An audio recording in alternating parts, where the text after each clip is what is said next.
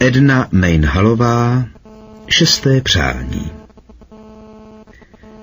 Tímto vás, Williame Kenniane, odsuzuji k smrti oběšením ode dneška za 2 měsíce.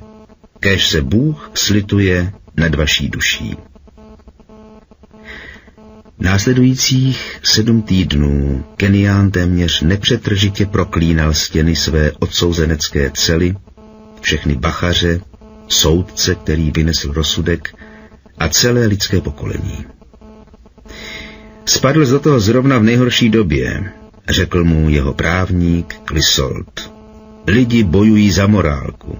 Na pouhou zmínku o zmírnění trestu v novinách přišlo 1000 vzteklých dopisů o zvláštních zákonech pro chudé a zvláštních pro bohaté. Smůla je, že ti prokurátor vraždu tvého partnera Harmsworthe, který ti tehdy pohrozil, že odhalí ten bruzovní podvod, tak nepochybně dokázal. Advokát bezmocně pokrčil rameny. Strkal jsem peníze všude, ale marně. A když politik odmítá peníze, to už je konec světa. Na rovinu, Bille, je po tobě. Budu se snažit do poslední chvíle, ale už se nedá nic změnit. Postavil se. Už za tebou asi nepřijdu, pokud nebudu mít nějaké zprávy. S Bohem. Kennian skoro nezaregistroval, že vysokého hubeného právníka odvádějí. 9 dní, pomyslel si, 9 krátkých dní. Nepříčetně se rozlítil. Když se konečně trochu uklidnil, zvedl oči. Stvoření stálo před ním. Stvoření si ho měřilo jediným rudě svítícím okem a podivné černé tělo mělo zvláštně pokroucené, jako by onen pololidský tvar byl jen částí jeho postavy a zbytek byl mimo dosah očí. Kennian na nějm žoural. Nebál se, jen mu to vyrazilo dech. Čekal, že to zmizí jako představa, když se soustředí. Po chvíli to tam pořád bylo a ku podivu dokonce promluvilo. Ale nezavolal jsi mě úmyslně.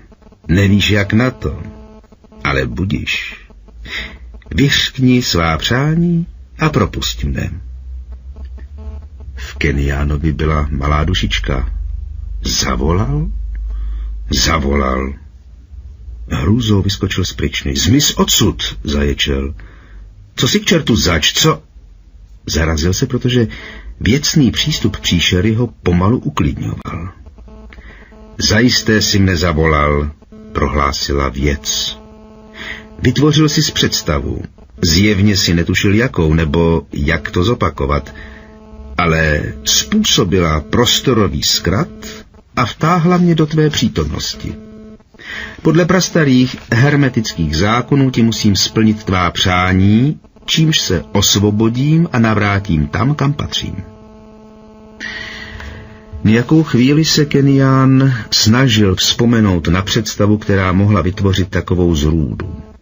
Otřásl se při vzpomínce na svůj vztek, ale nic si nevybavil. Vzdal to. A jelikož měl docela rychlé vedení, jedno slovo obrovského významu zatlačilo jeho černý osud do pozadí. Přání. Tím myslíš, že si můžu něco přát? 1 je podstata, prohlásilo stvoření, 2 jsou slovo. Monáda je bohast, diáda je jakin.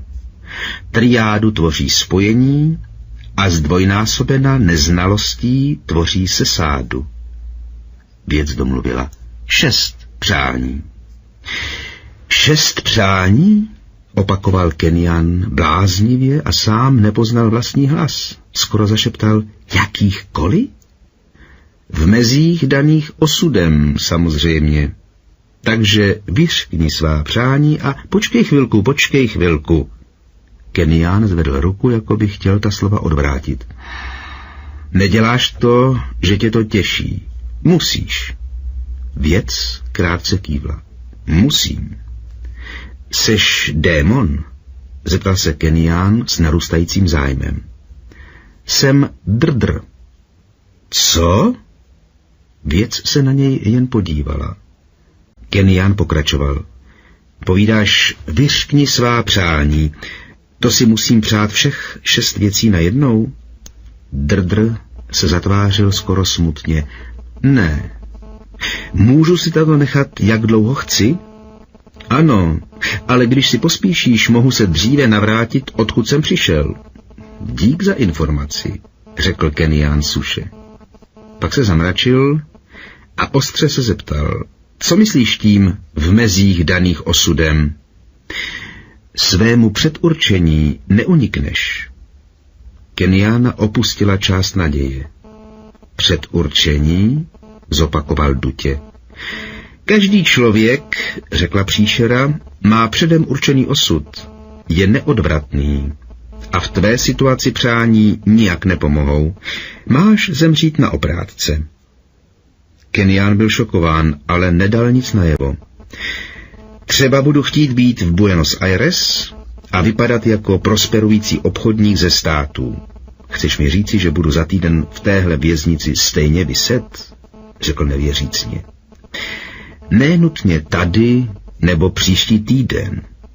Je to tvoje první přání? To opravdu dokážeš? Velké světelkující oko se na něj bez mrknutí upíralo. Keniána ta šance na nejvýš vzrušovala. Byla skutečná, žádná noční můra, žádná fantasmagorie, pouhá zázračná skutečnost. 6 přání, bože, 6. S tím bude celá země jeho. A co na tom, když ho za 100 let dožene osud? Napřed se musí dostat z téhle pekelné díry. A kam jinam než do Buenos Aires, kam ulil peníze pod jménem Peter Clermont. Málem tam utekl už po té neblahé rvačce s tím idiotem Harmsworthem. Jedem, zakřičel, dostaň mě odtud ven. Zatmělo se. Má senior doklady? Zdvořilý hlas bankovního úředníka zazněl jako umíráček. Kenián se mu podíval přes lesklý stůl do snědé mastné tváře. Doklady? Pokusil se o úsměv. Aha, chcete můj podpis pro srovnání se vzorem v kartotéce. Ne, seniore, muž byl neúprosný. Cestovní pas a doklady potřebné ke vstupu na argentinskou půdu. Vládní opatření se velice zpřísnila. A tyhle dokumenty... Ve skutečnosti na ně zapomněl a tak se neobratně vymlouval. Samozřejmě jsem je nechal v hotelu, dojdu pro ně. Buďte tak laskav, seniore. Na ulici bylo vedro, těžké, dusivé horko, které zesilovalo s přibývajícím dnem. Kenián si rozčilně pomyslel, nemusí hned vyplýtvat další přání, jenom aby se z toho dostal. Měl konec konců falešné papíry, tedy měla je Nina. Pošle jí telegram a Nina tu bude letadlem panem prakticky hned. Měla doklady i pro sebe. Myslel na ní se stále větším vzrušením. Policie se o ní díky bohu nikdy nedozvěděla. Telegram už byl na cestě, když ho napadla další věc. Zatelefonoval do banky a nechal si zavolat úředníka, který ho obsluhoval. Tady Peter Clermont. Si, senior Clermont. V hotelu jsem zjistil, že musím ještě vyřídit jednu neodkladnou záležitost. Přijdu k vám zítra nebo pozítří. Si, senior. Kenián zavěsil se spokojeným úsměvem na rtech. Už zase tahá za nitky. Za 4 hodiny přišel telegram od Niny a v něm stálo Prilet ve čtvrtek, stop, cekejmne na letisty nebo napis.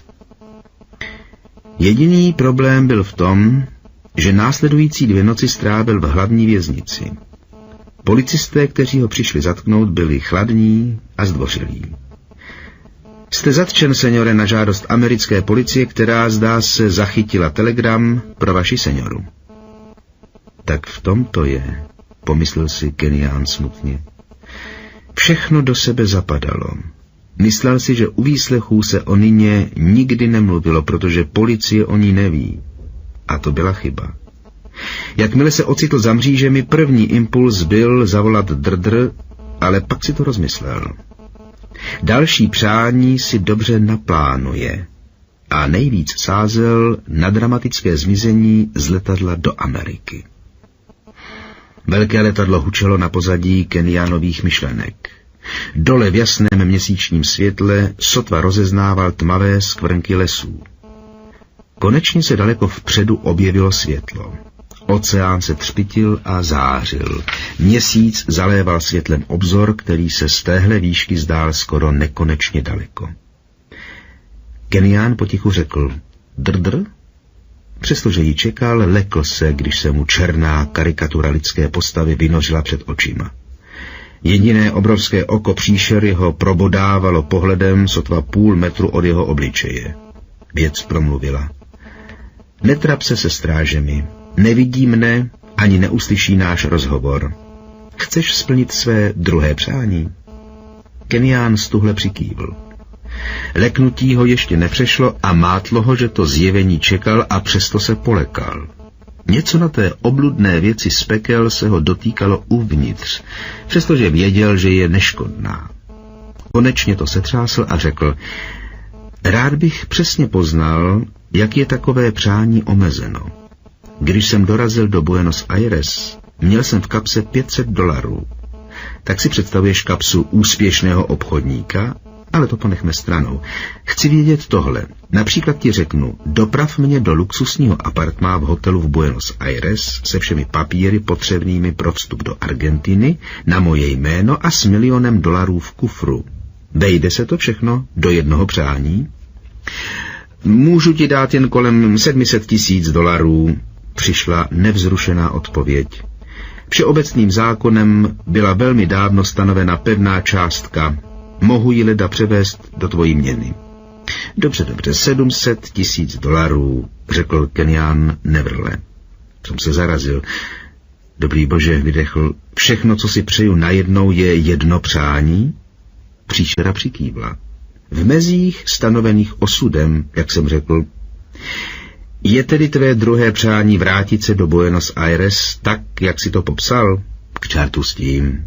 Nehodlám bydlet v nějaký zaplivaný cizině, jsem jednou Američan. A mám lepší nápad. Říkáš jakékoliv přání. Cokoliv. V mezích stanovených začal drdr, ale Kenián mu skočil do řeči. Můžeš mě dovést do minulosti, než se stala vražda? Zašklebil se. Mířím k tomuhle. Nebude žádný podvod, žádná vražda, žádný osud. Nikdo, vrátil jsem mu odpověď, se nevyhne svému osudu. Kenián netrpělivě mlaskl. Ale dokážeš to, co jsem říkal, ne? Věc smrzutě skroutila tlamu. Dokážu, ale raději bych to nedělal. Drdr se totiž nemůže vrátit a plnit ti přání v minulosti. Než by si mohl vybrat své třetí přání, musel bys počkat do doby, kdy jsi mne potkal. A kdyby ses tam dostal do problémů, opakoval Kenián. Poslouchej, budu žít jako anděl. Přestal na chvíli a zamračil se. Ale chápu, co máš na mysli. Nebude dobré se vracet o moc dlouho, to je fakt. Vlastně jsem se s penězi nezapletl až do doby před 5 měsíci. A pak se to semlelo strašně rychle. Dejme tomu 6 měsíců. To nebyl na nebi ani mráček, takže mě vrať do doby. Zápětí byl vcele odsouzence k smrti. Kenián se rozhlížel kolem s rostoucí hrůzou. Zdálo se mu, že ho šedivé zdi chtějí rozmačkat. Pryčna ho tlačila dozad. Pode dveřmi prosvítalo elektrické světlo, ale cela byla ve tmě. Trvalo mu skoro minutu, než si všiml drdr sedícího v rohu na podlaze. V tu chvíli se doposud zavřené obrovské oko věci otevřelo a rudě si ho prohlíželo. Keniána popadl strašný vztek. Ty hajzle, zařval. Což to k čertu provedl? Rudé oko na něj bez výrazu cize svítilo ze tmy jako svítící koule. Věc nevzrušeně odpověděla. Splnil jsem ti tvé druhé přání. Co jiného? Ty lháři, zakřičel Kenián. A zarazil se. Najednou v něm někde hluboko začalo sílit strašlivé podezření, že se stal obětí jakési jemné, nepochopitelné legrácky. Vůbec na nic se nepamatuju, dokončil slabým hlasem. Nechtěl si zachovat paměť, odpověděla věc klidně. Díky tomu se zvrátil časem, znovu spáchal vraždu a stál před soudem a tady seš tváří v tvář svému neodvratnému osudu. Kenian vybuchl. Ty mizernej podrazáku, bylo jasný, že chci svoji paměť. Nebylo. Nikdy si o tom nemluvil. Ani si na to nepomyslel. Ale to bylo samozřejmé. Ta příšernost na něj stále civila. Říkám ti a plním všechno, oč jen požádáš, nic víc.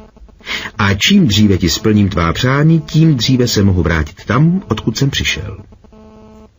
Kenian skrotil vztek, až mu v hlavě zbyla jen jedna krutá myšlenka. Tak takhle to je. Byl tak zaujatý vlastními problémy, že až příliš rychle zapomněl, že stvoření také sleduje vlastní cíle. Odkud jsi to vlastně přišel, že se tak snažíš dostat zpátky? Drdr to nevyvedlo z míry. Je ta otázka dalším přáním? Ne, jistě, že ne, ujistil ho rychle Kenian. Ale vztek ho rychle opouštěl. Zamyšleně si prohlížel stín ve tmě na podlaze. Bude si muset dávat pozor, lépe si věci rozmýšlet, nenechávat Drdr žádná zadní vrátka. Takže jsem to všechno provedl ještě jednou, řekl pomalu. Jinými slovy, moje povaha mě zatáhla do stejný brindy. A jsme doma. Změň mou povahu. Vrať mě o 6 měsíců zpátky, s pamětí, ale navíc, ať jsem poctivější, silnější, slyšíš, a, vzpomněl si na Ninu, žádný problémy s ženskýma, to je jasný. Nechci tam vypadat jinak. Rozumíš? Nerozumím. Příšera vypadala zmateně. Změnit tvoji povahu? Tím myslíš dát ti jiné tělo, třeba pohlednější? Ne, povahu. Kenian se bezmocně zarazil. Najednou mu došlo, že chápání toho stvoření má své meze. Pochop mou povahu, mě, tebe. Změnit podstatu, která je tebou? Ale to není možné. Ty seš ty. Dokonalý vzor ve vesmíru s přidělenou rolí. Nemůžeš se změnit. Osud tě stvořil takovým, jakým seš. Kenian netrpělivě pokrčil rameny. Fajn, beru. Jsem, co jsem. Možná tím lépe. Vím konec konců, jak na tom jsem. Kdybych byl jiný, mohl bych si třeba vytvořit nějakou náboženskou vizi a přijímat osud tak, jak je. Nejspíš to zvládnu nejlíp tak, jak jsem. Tak dobře. Pošli mě o 6 měsíců zpátky s tím, že se na tebe budu pamatovat. To stačí. Počkej. Tohle je teprve moje 3. přání. Nesplnil jsi mi něco, aniž bych o tom věděl. Toto je tvoje 3. přání, přitakala věc.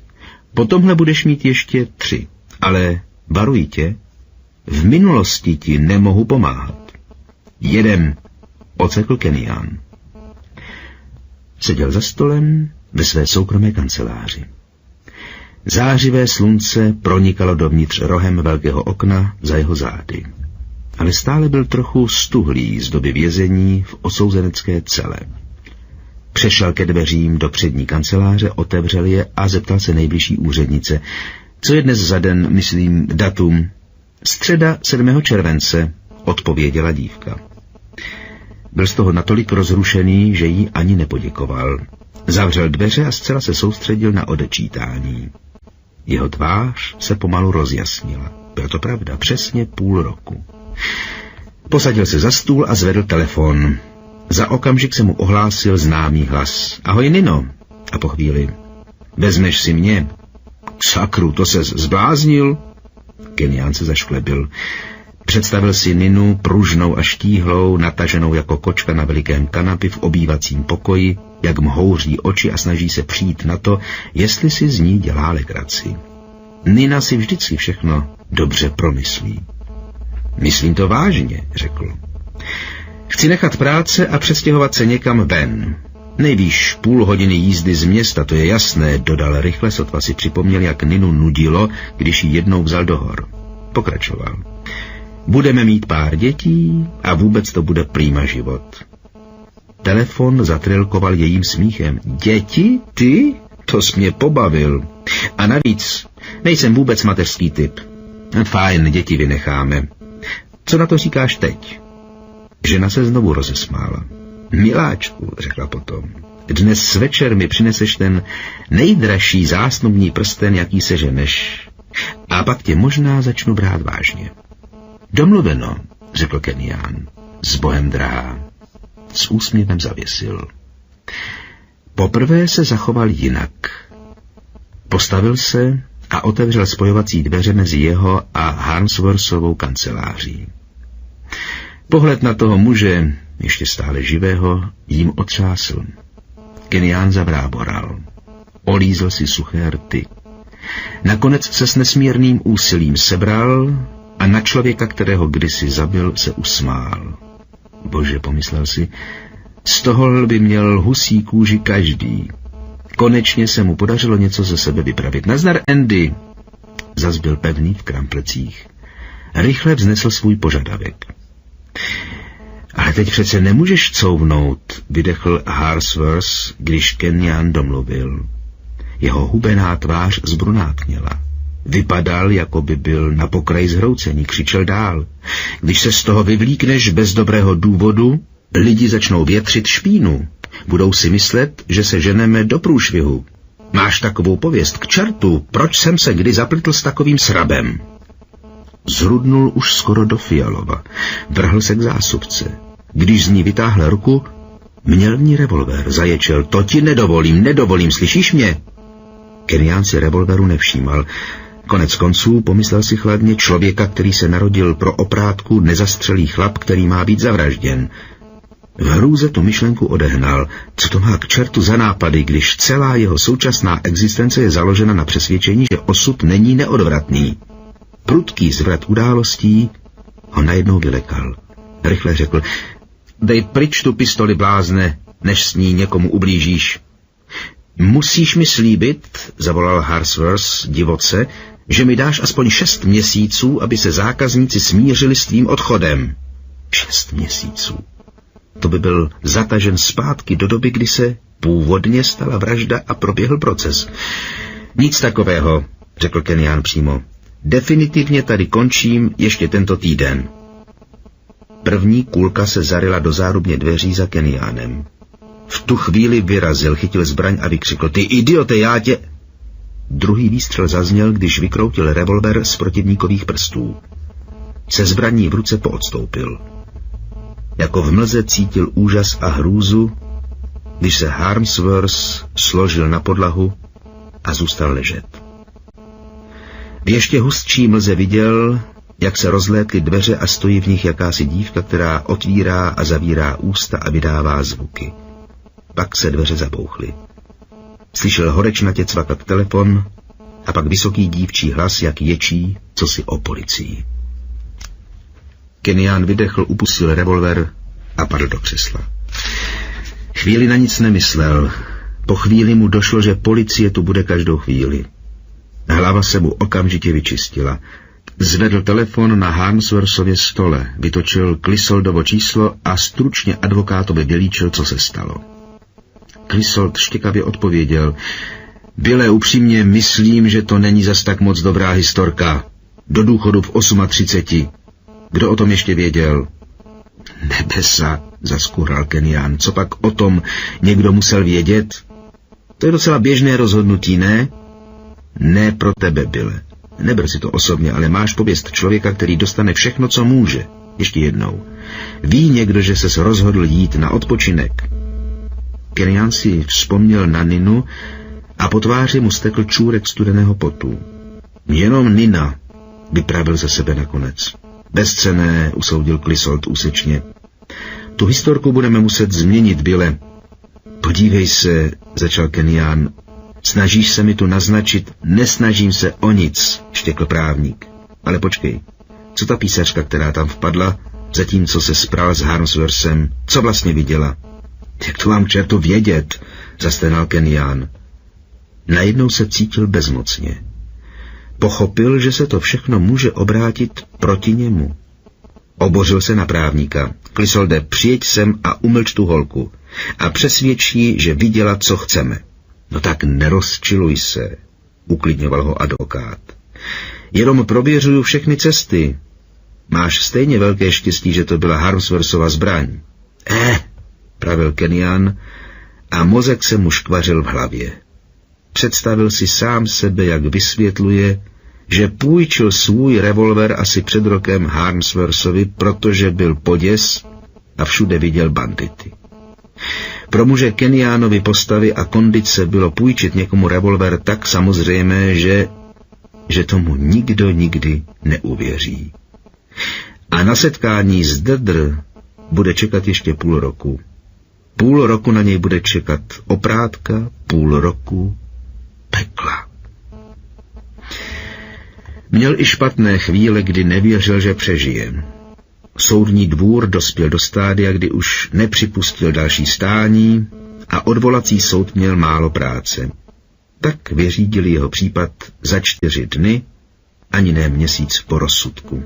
Konečně Nejvyšší soud Spojených států zamítl žádost o další šetření na základě nedodání nových důkazů.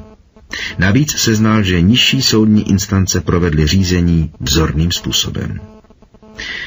Rozsudek měl být vykonán měsíc před vypršením onoho půl roku.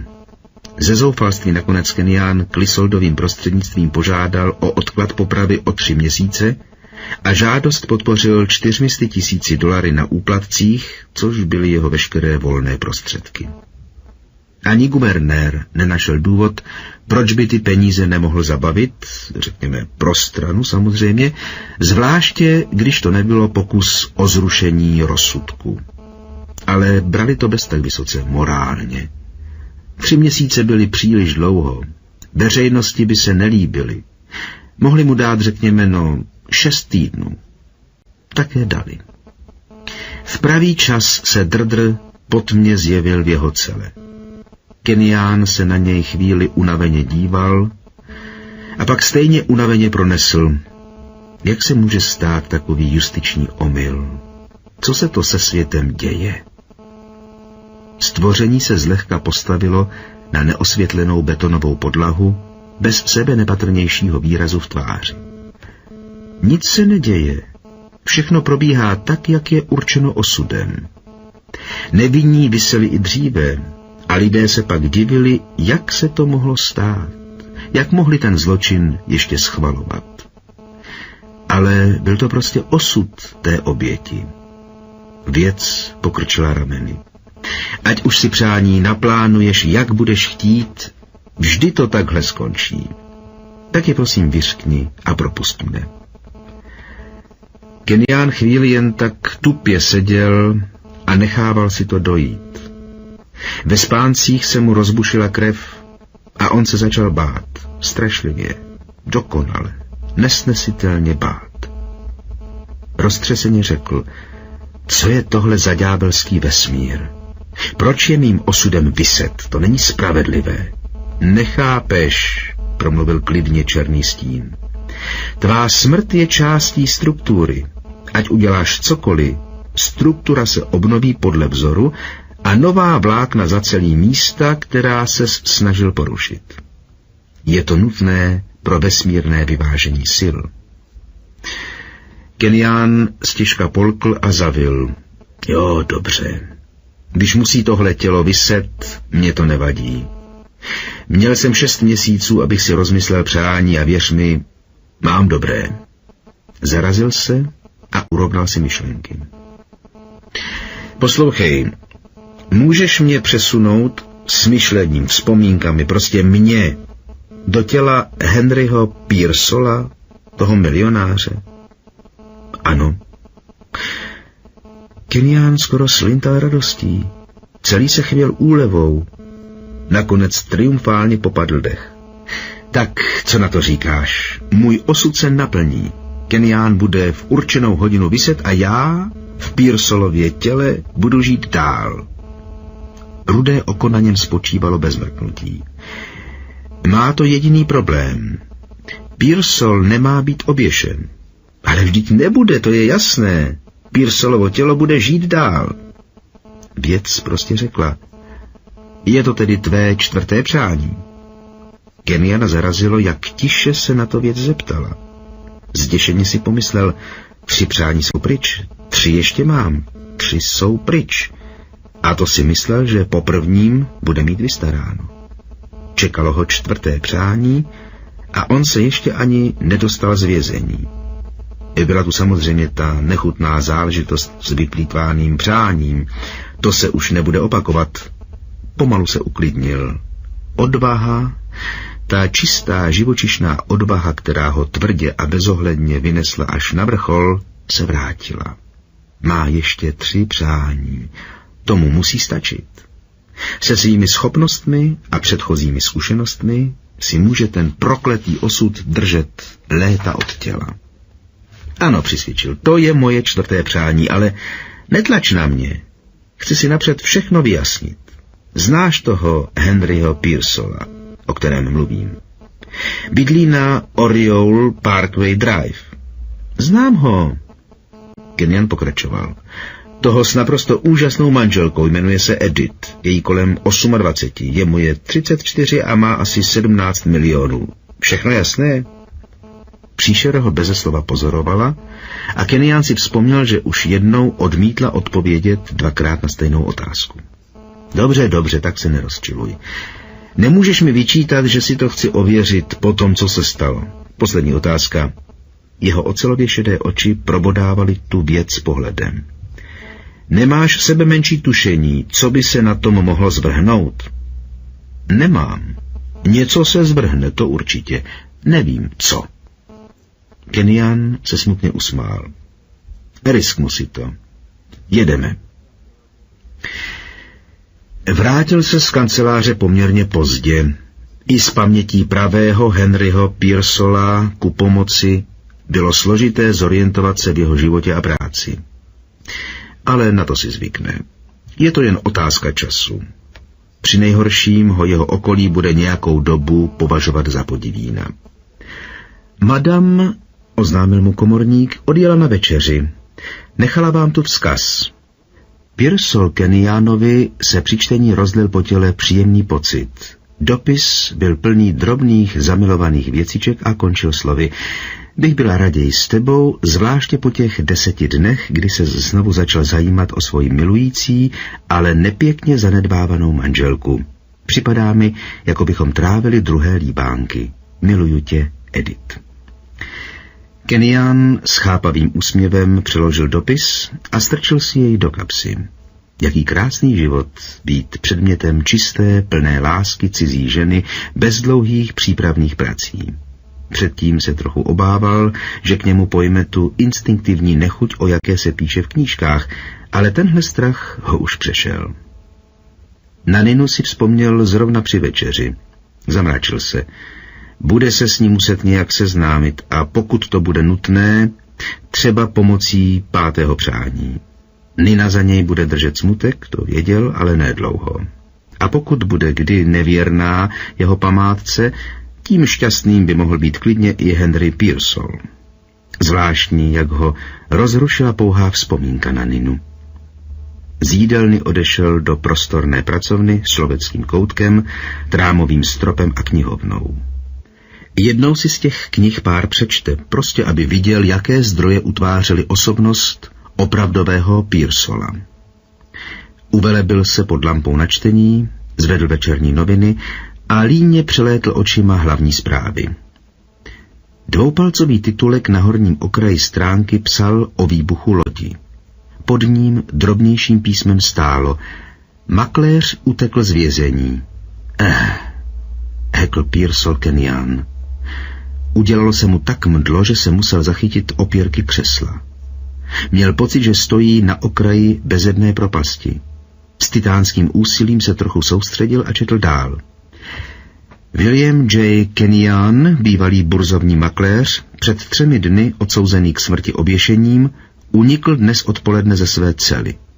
Bývalý makléř, kterému byla nedávno prokázána vina v případu vraždy jeho partnera, je tělesně nesmírně silný muž a i když úřední místa zatím nezaujala ohledně způsobu útěku žádné stanovisko, všeobecně se má za to, že díky své síle Zvuk otvírajících se dveří odtrhl Pearsall Kenyanův pohled od toho strašlivého a fascinujícího líčení. Noviny mu vyklouzly z ruky a spadly s tupým žuchnutím na zem. Sedět tam a zírat sám na sebe byla ta nejstrašidelnější a nejhroznější věc v jeho životě. Pearsallovi se nějak podařilo nacpat větší tělo do jednoho z jeho obleků. Vypadal divně seškrcený. A teď, ty pekelníku, vyrazil na něj známý hluboký hlas, dostaneš, co ti patří. Netuším, co jsi mi to pro satana provedl, ale zaplatíš za to. Kenyan otevřel ústa, aby zavolal o pomoc, ale vydal ze sebe jen sípavé zaskuhrání, neboť jeho původní skoro 2metrákové tělo rozpláclo na zemi jeho nejnější podobu, tvořenou 70 kilogramy kůže a kostí. To nebyla ani rvačka.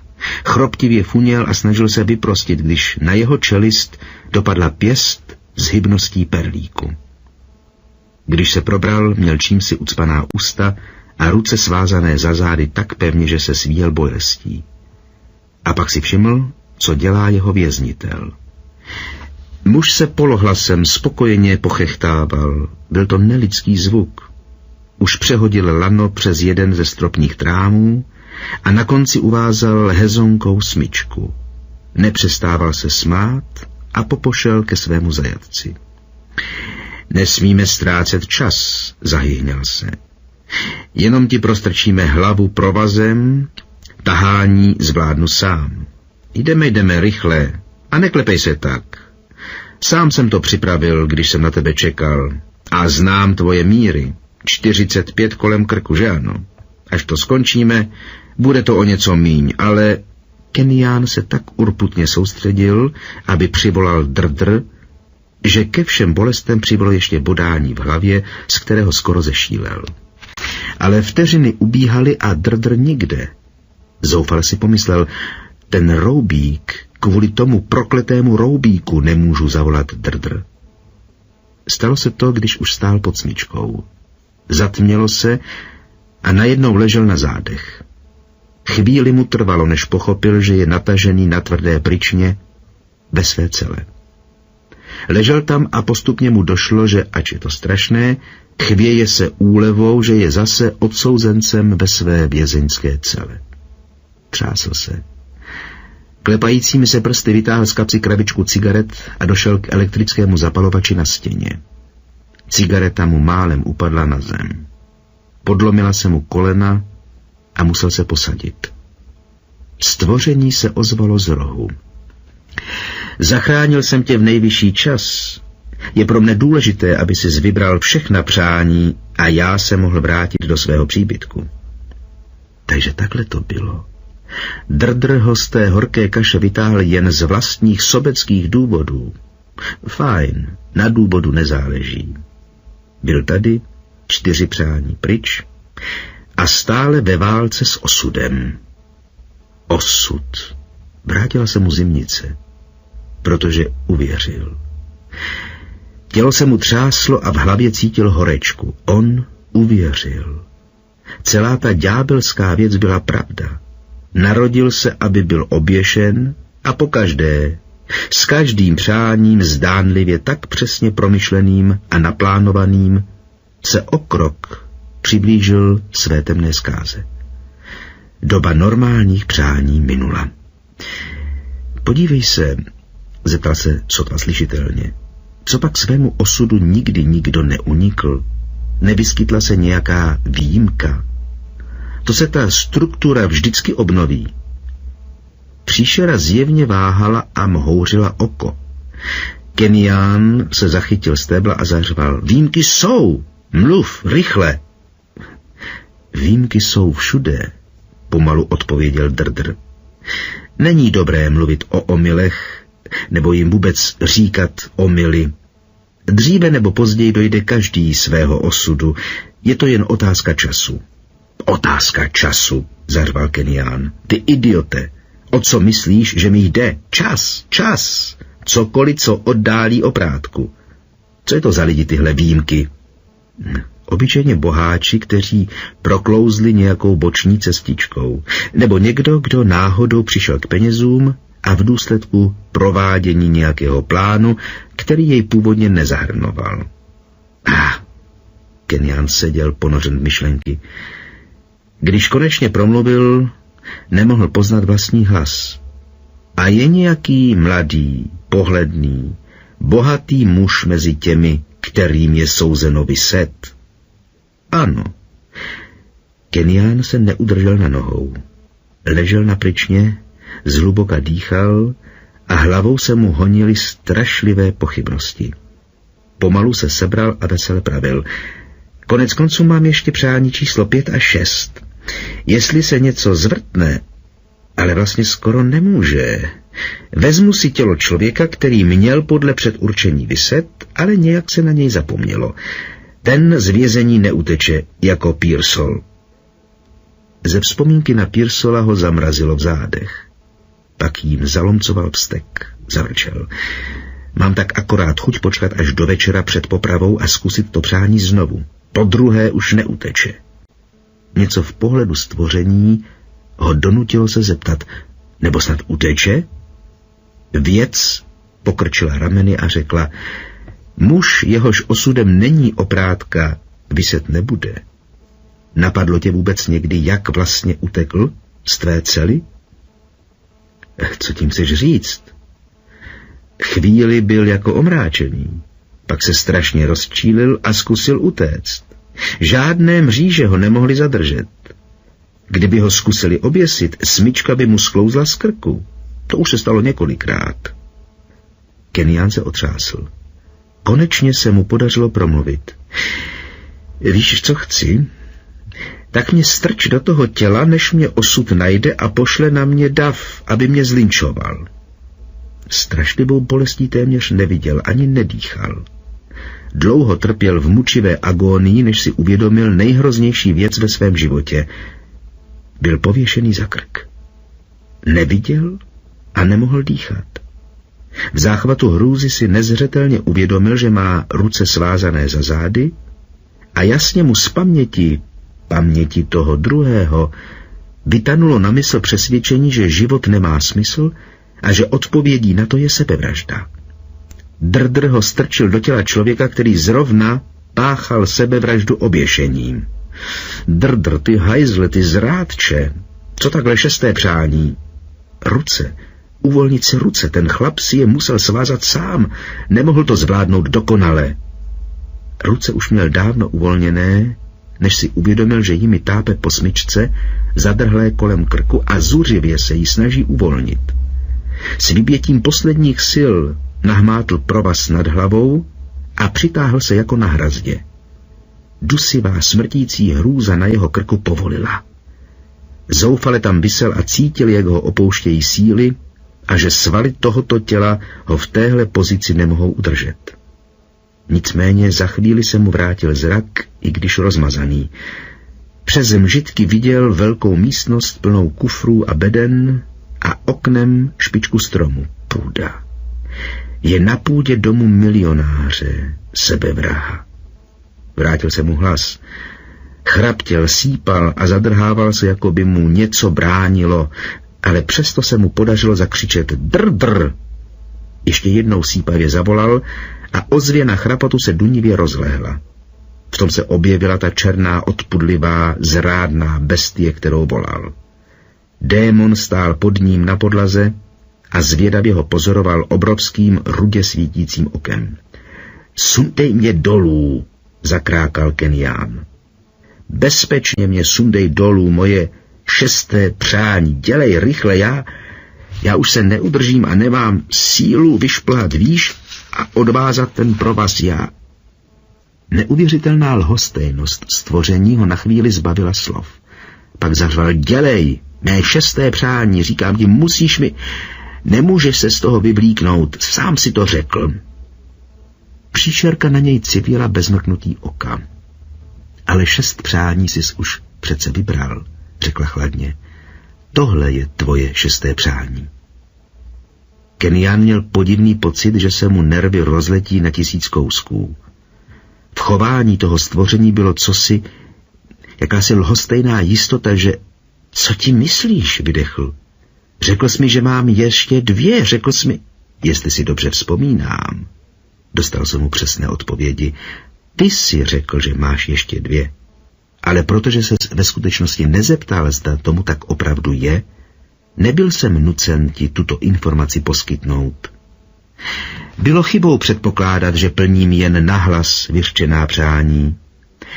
Když jsem tě osvobodil z těla Henryho Pearsola, splnil jsem nejsilnější přání, na které si zrovna myslel, i když si jej nevyslovil. Nejsem zodpovědný za tvé předpoklady, ale bude ti muset stačit mé ujištění, že jsem splnil všechna tvá přání. Můj úkol je u konce a já jsem volný. Zmizel Kenjánovi z očí a ten visel se strašným, fascinujícím pocitem, že už se udrží jen pár vteřin. William J. Kenyon zůstal sám se svým osudem.